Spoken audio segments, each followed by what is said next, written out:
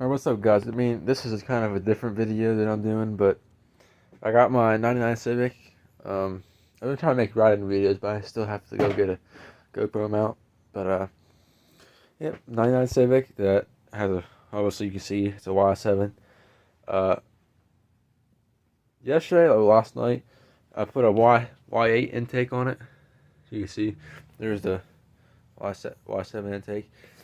I got it running and everything, but, it has a high idle and it runs rough. So, me and my dad, we kind of figured out that it was leaking out of the intake manifold right here between the head. So I got to pull it back apart and get a gasket there. And I'll show you the process. So let's get on to it. Okay, so if I was you, I would kind of label your stuff. This hose right here for your Denso box, whatever some kind of sensor it is. This one will go to the bottom one right here,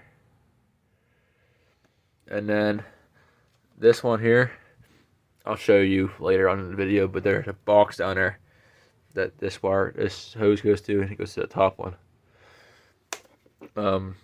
And you have to go to AutoZone or Vans or Napa or something and get 3/8 hose, because you get to extend these hoses, especially this one down here. It has to go up here, and this goes, focus right there. Now, if you got the automatic manifold, you're fine. But if you get the manual one, you have to block this off with J-Weld, and then your IX sensor back here block off. All I did was some JB Weld and a pop can and some bolts, and it's sealed, so that's fine there. I'm gonna take off my fuel rail now, so let's do it. Okay, I got the fuel rail off. Make sure you don't lose your seals in here.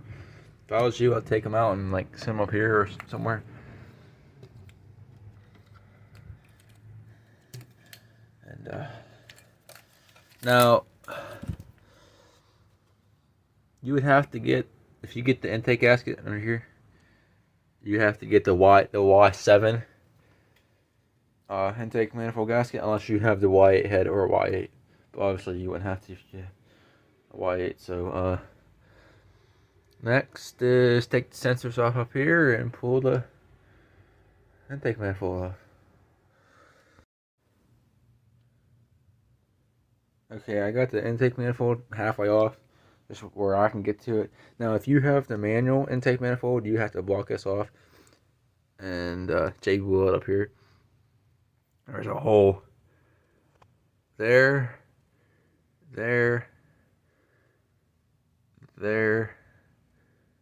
and here that you have to J-Weld, because it goes right into your injector ports, and it'll create a massive vacuum leak.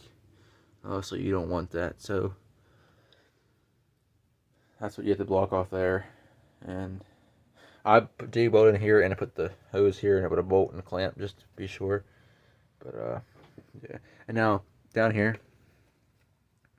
this the hose I was talking about. This hose goes up to the top port of your intake manifold, and there's no clamp on this one, so I found another vacuum leak of mine I had to fix. So let's fix that real quick. Okay, I got the manifold back on. I tightened all these bolts up. And remember, this hose is the one down there. I put a hose clamp on. I got another hose clamp, and then this one here for that box goes here.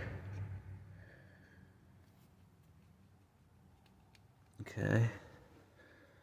But yeah, I'm gonna get all that stuff put on, and I'll be back. And just like that, it's on. Just repeat your process. Like I said, this hose for that box goes here.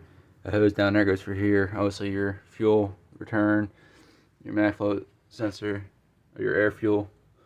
I had to do this for my throttle cable, because you usually have to get the Y8 throttle cable, but I made it work. I ran it this way, back.